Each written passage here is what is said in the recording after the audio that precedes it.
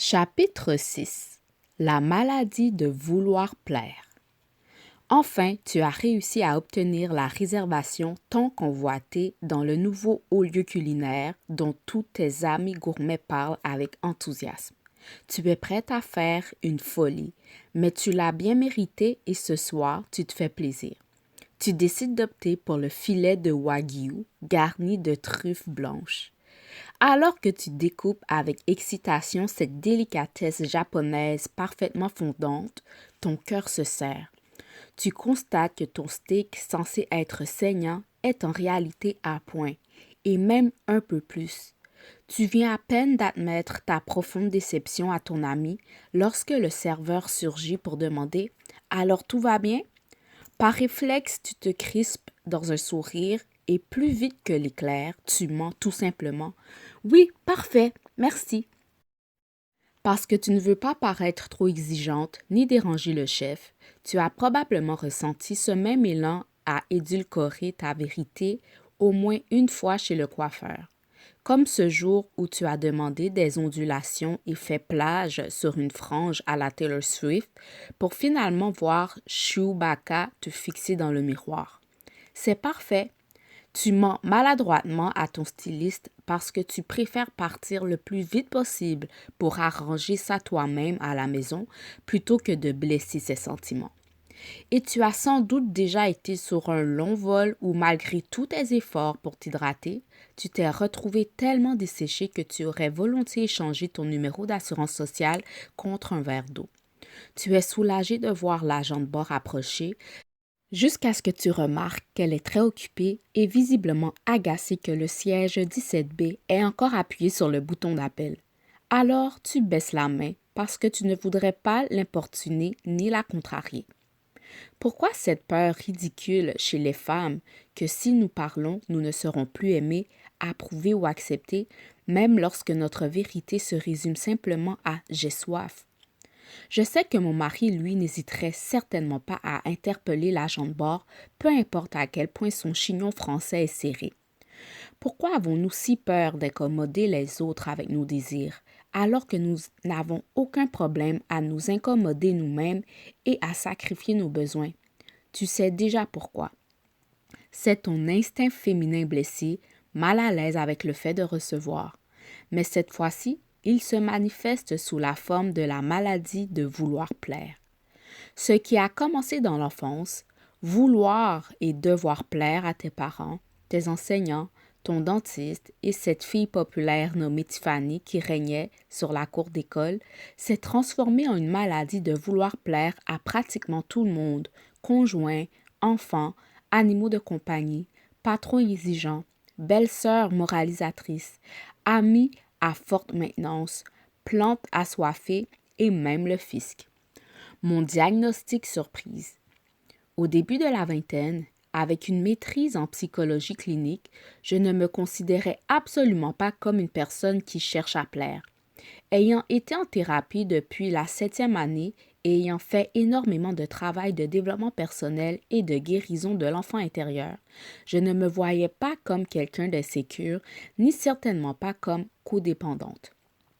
La codépendance est le terme clinique utilisé pour décrire une dépendance au fait de tirer ses besoins émotionnels et son estime de soi d'autres personnes ou de choses extérieures. Le plus souvent, cette dépendance s'attache à une seule personne, d'où la relation codépendante notoire. Cependant, la codépendance peut aussi se manifester par une dépendance aux drogues, à l'alcool, aux mentions j'aime sur les réseaux sociaux ou à toute autre source externe de validation. J'avais étudié les différentes façons dont la codépendance se manifeste dans la vie d'une personne. Pourtant, dans mon esprit, c'était une condition réservée aux gens faibles ou brisés, et cela ne pouvait absolument pas s'appliquer à cette femme apparemment confiante, ambitieuse, naturellement extravertie et psychothérapeute, n'est-ce pas? Disons simplement que ma bulle de croyance naïve a éclaté dès que j'ai lancé ma propre entreprise. Aussi connue comme le meilleur séminaire de développement personnel sur la planète, il paraît que la maternité se classe très haut aussi.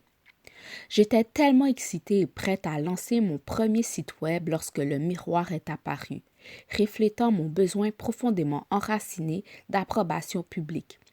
La vérité que j'ai vue en me regardant, j'étais terrifiée à l'idée de devenir visible en ligne. Pendant des semaines, j'ai obsédé sur la façon dont les autres percevraient mon nouveau statut d'entrepreneur. Que vont-ils dire de moi? Mon image de marque est-elle correcte? Mon message va-t-il seulement résonner chez quelqu'un?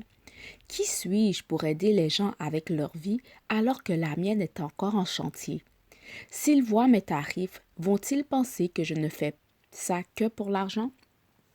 Au lieu de poursuivre mon rêve avec confiance et de faire confiance à l'esprit qui m'avait mené vers cette nouvelle voie, j'ai passé plusieurs mois supplémentaires de ma précieuse vie penchée sur mon ordinateur à la table de ma salle à manger dans mon minuscule appartement de Santa Monica à anticiper anxieusement tous les « et si ».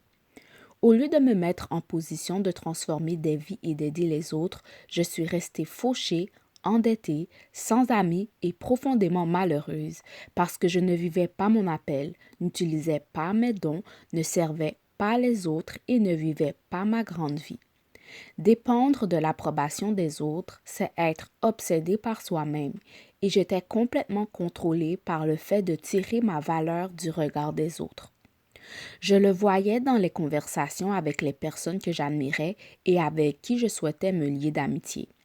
Qu'elles n'aiment pas ce que je disais ou qu'elles soient simplement en désaccord avec moi, leur réaction me piquait instantanément d'une telle honte que je me sentais indigne d'exister. Puis il y avait ces membres de ma famille dont j'accordais l'opinion plus importante que la mienne, voire plus que celle de Dieu. Cherchant désespérément leur bénédiction, je les plaçais sur des piédestaux et les rendais omniscients, tout-puissants et toujours dans le vrai. Je calculais chacun de mes gestes uniquement pour leur plaire. Et lorsque par malheur je dépassais la limite de ce que je savais être acceptable à leurs yeux, je sombrais dans la panique et le purgatoire. Ce n'était pas du tout un comportement altruiste. C'était entièrement motivé par l'ego. Inconsciemment, j'essayais de manipuler tout le monde pour qu'il m'aime.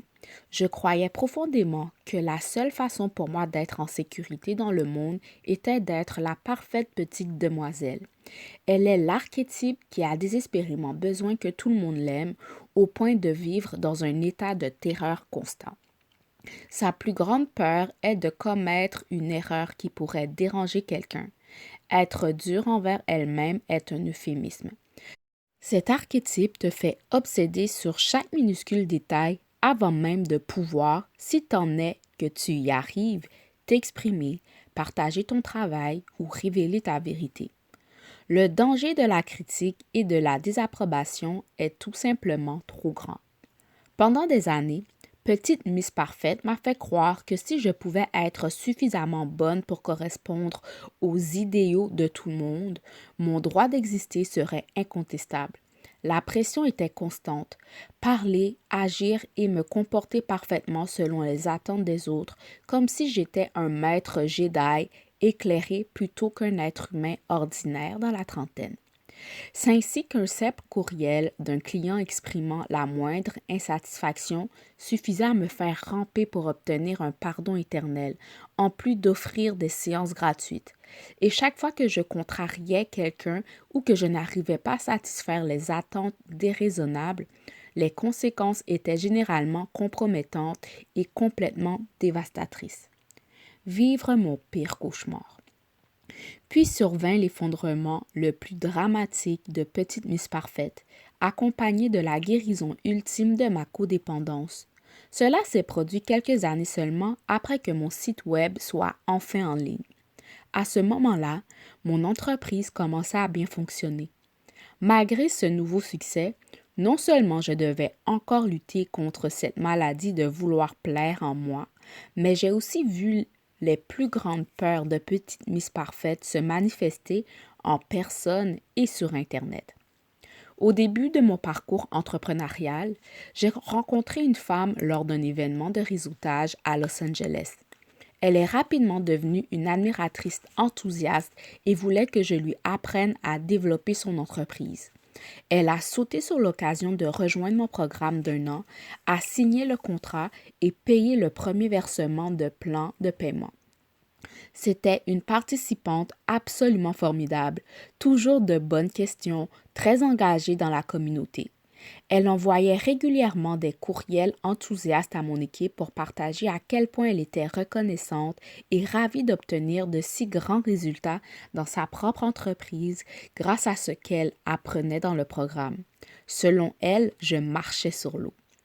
Alors imagine ma surprise lorsque seulement 3 mois plus tard, j'ai reçu un courriel disant « Je veux arrêter ». Je ne veux plus d'une entreprise de coaching. Je veux commencer quelque chose de nouveau. Ayant cessé d'aimer son idée de départ, elle insistait pour être libérée de son contrat. Clairement stipulé, approuvé par des avocats, sans remboursement ni annulation. C'est comme signer un contrat de location pour une BMW et 3 mois plus tard dire « En fait, je ne suis plus d'humeur pour une BMW.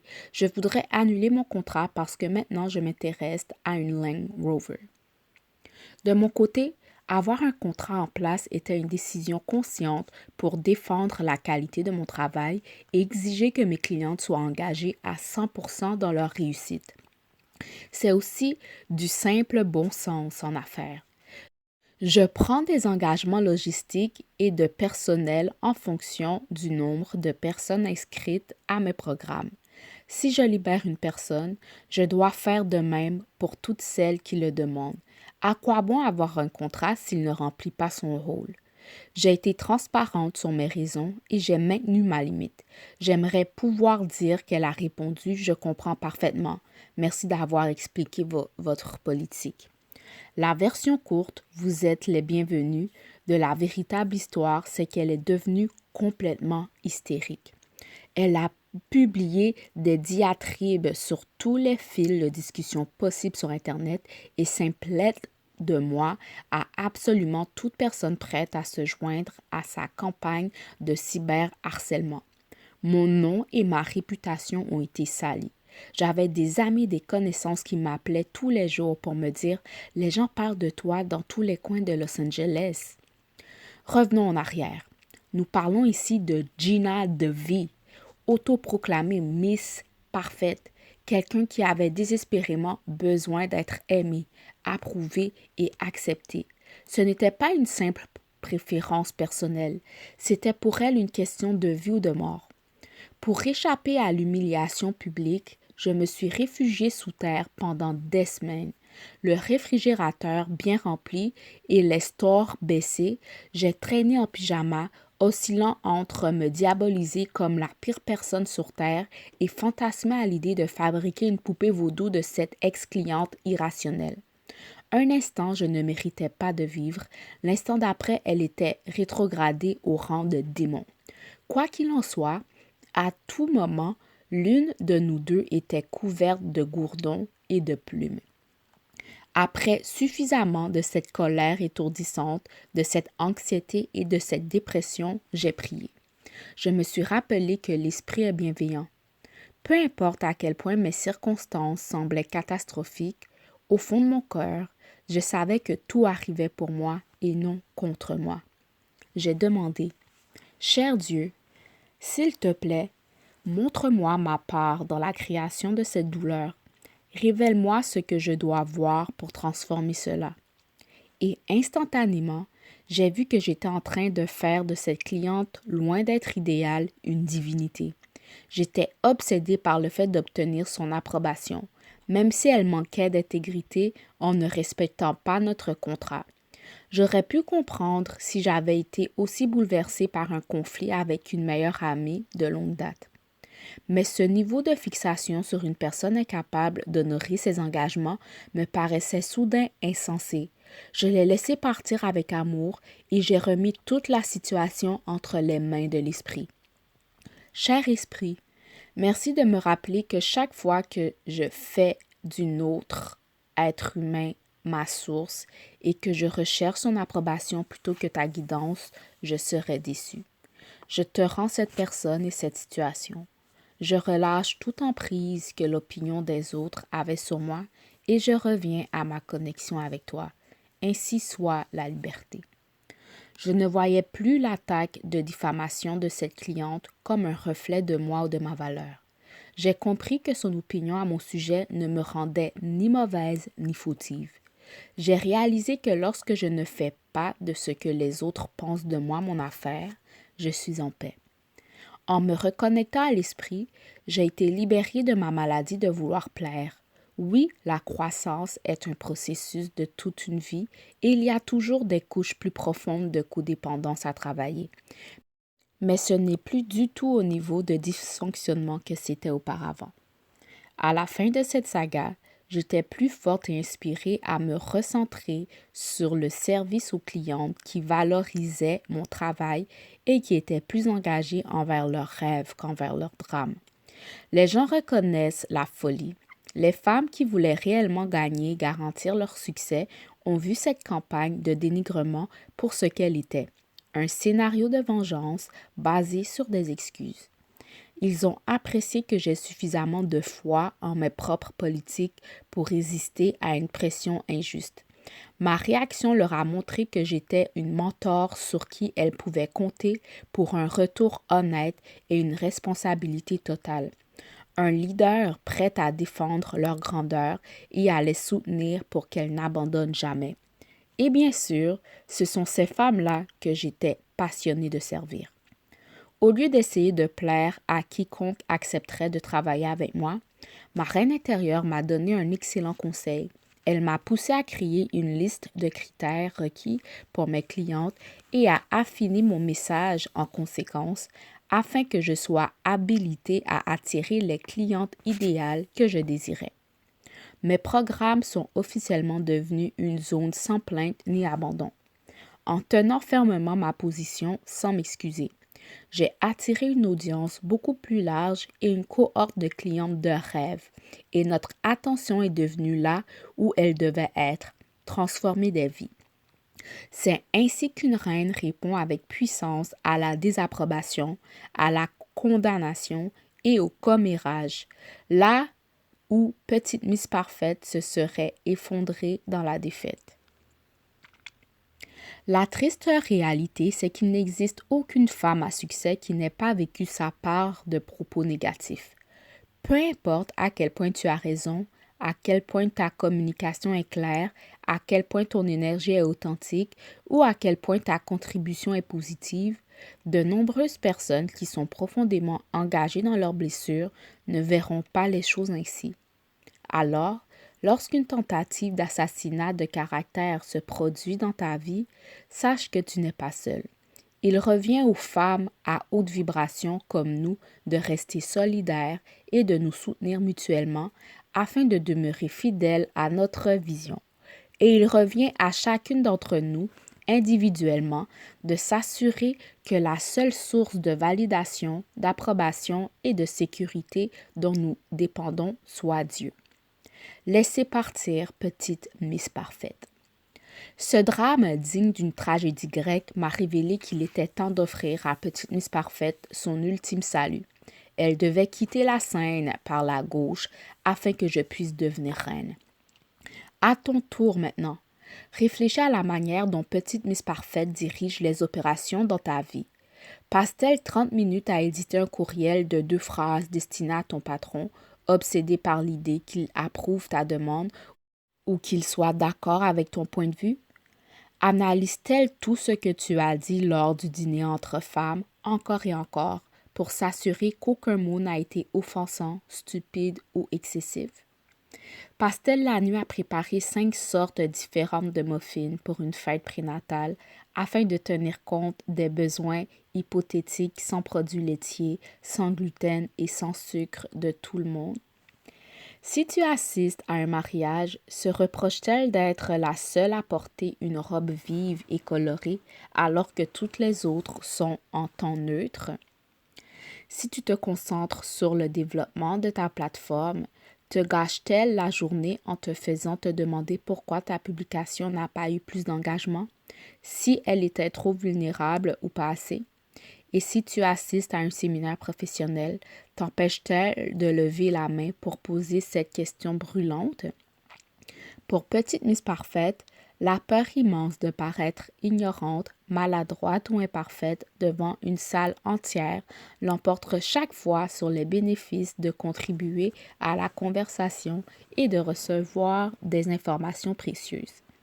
Il est temps de te donner un peu de répit. Nous les femmes sommes si dures envers nous-mêmes. Si tu t'es conditionnée à vivre comme Petite Miss Parfaite, tu es invitée à descendre de ton piédestal. Je suis là pour t'accueillir à nouveau dans la grande famille des êtres humains imparfaits et fabuleux. Personne n'est parfait, ni toi ni moi. La seule exception, c'est Jillo. Je comprends que tu aies peur de ce que tu crois que les autres vont dire à ton sujet. Mais devine quoi, ma chérie? Ils l'ont probablement déjà dit, et ce depuis longtemps. Ces membres de ta famille et ces amis de ton ancienne vie qui ne croient pas que tu puisses réaliser ton rêve se sont déjà mis d'accord pour dire que tu es folle, irresponsable ou que tu n'y arriveras jamais. Ainsi, ce que tu redoutais est déjà arrivé. Quel soulagement! Tu as déjà survécu à ce que tu craignais le plus. La permission d'être humaine. Le remède à cette maladie toxique et paralysante de vouloir plaire commence par le fait de tirer ta sécurité de ta connexion spirituelle plutôt que du tribunal populaire. Il est temps de te donner la permission d'être pleinement toi. Tu connaîtras plus de succès, attireras des amis formidables et t'amuseras beaucoup plus avec ceux qui t'apprécient réellement et partagent tes valeurs. Une fois que tu prends conscience de ta codépendance, l'étape suivante consiste à te rendre disponible à la transformation. Lorsque l'anxiété ou la peur surgissent, demande immédiatement à la source de te montrer ce qui est vrai. Dans ma situation avec cette cliente mécontente liée par contrat, j'ai appris que parce que j'avais une peur inconsciente d'avoir des ennuis, j'attirais des clientes qui me faisaient vivre l'expérience d'être dans le tort et fautive. Comme dans toutes les situations et tous les défis, les personnes dans ta vie sont le miroir de ton état d'esprit. Si tu crois que les autres ont le pouvoir de dire que tu as tort, tu attireras des clients, des patrons, des partenaires amoureux et des amis qui te placeront sans cesse dans la position d'être en faute. Voilà, c'est ton cerveau qui te donne ce qu'il pense que tu veux. Encore une fois, c'est exactement ce que je veux dire par tu obtiens ce sur quoi tu te concentres. La réalité est toujours plus bienveillante que l'histoire que tu te racontes à son sujet. Tu as toujours accès à l'intelligence infinie, ce qui signifie que chaque idée dont tu as besoin est disponible pour toi à mesure que tu élèves ta conscience à la vibration d'une nouvelle pensée. Lorsque j'ai demandé à l'esprit de guérir cette perception, l'affirmation que j'ai reçue pour dissoudre Petite Miss Parfaite était la suivante. Je suis aimée, je fais une différence dans la vie des gens. Il existe une abondance de personnes qui ont besoin et désirent ce que j'ai à offrir. Je suis uniquement disponible pour travailler avec des personnes qui m'apprécient, prennent la responsabilité personnelle et sont ouvertes à la croissance. Valeur pour les reines assumées. Il est temps de se débarrasser de Petite Miss Parfaite et de sa maladie vampirisante de vouloir plaire. Tu es prête à libérer ce conditionnement et à vivre avec l'état d'esprit d'une reine. Voici quelques affirmations que tu pourrais imprimer et afficher sur ton mur et qui m'ont aidé à vivre la vie selon mes propres termes. Ce que les autres disent de toi ne te regarde pas. Les reines ne s'intéressent pas aux conversations de tierces à leur sujet. Tout ce que quelqu'un dit est ultimement le reflet de lui-même. Les personnes heureuses, confiantes et à haute vibration se concentrent sur les solutions et les possibilités. Les personnes instables, insécures et à basse vibration se concentrent sur les problèmes et les limitations. Nous sommes davantage intéressés par ce que les premières ont à dire. Excuse-toi lorsque tu as tort, sinon ne le fais pas. Lorsqu'un conflit survient, évalue les circonstances. Si tu constates que tu as manqué la cible ou contribuer au conflit, prends la responsabilité personnelle. Deviens excellente pour t'excuser et avancer rapidement. Si le problème n'a rien à voir avec toi ou tes actions, ne dis pas je suis désolé et ne prends pas une culpabilité qui ne t'appartient pas. Tu ne porterais pas les bijoux de quelqu'un d'autre. Leurs blessures et leurs peurs ne t'iront pas mieux. Remets l'autre personne à l'esprit. Tu n'es pas responsable de sauver qui que ce soit. Leur parcours ne dépend ultimement pas de toi. S'ils sont indisponibles pour te rejoindre sur un terrain commun afin de transformer la situation ou avancer avec toi, laisse-les partir avec amour. Dieu s'en occupe, va vivre ta vie. Tout en ayant une compassion sans limite pour les autres, les reines se concentrent avant tout sur la réalisation de leur mission. C'est ainsi que tu auras l'impact le plus positif plutôt que de fixer sur la vision négative du monde d'une seule personne. À plus tard, les détracteurs. Nos vies épiques nous attendent de l'autre côté de la maladie de vouloir plaire. Une fois que nous brisons les chaînes de la codépendance et envoyons Petite Miss Parfaite sur un aller simple, la peur de ce que les autres pensent ou disent n'a plus aucun pouvoir pour nous empêcher de vivre notre vérité. Bien sûr, nous croiserons toujours des critiques grincheux en chemin. Il n'existe pas de femme à succès qui n'en ait pas rencontré.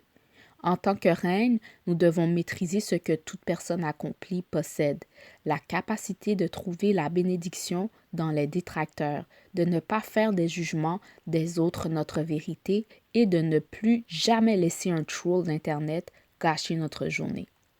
Ce chemin te permettra de t'exprimer avec assurance, sans crainte d'être un inconvénient, d'être jugé ou de blesser les sentiments de quelqu'un d'autre.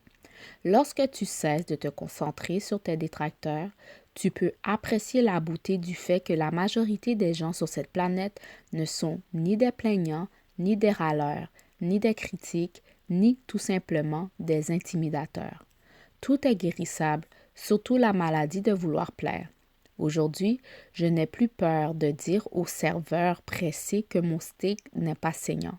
Je ne suppose plus que mon coiffeur aura les sentiments blessés si je demande plus de boucles. Les agents de bord et moi communiquons ouvertement pendant tout le vol. Et si quelqu'un décide de lancer une campagne de dénigrement, je ne la prends pas sur moi. En choisissant d'être reine, considère ta maladie de vouloir plaire comme guérie. Ta liberté de briller commence ici.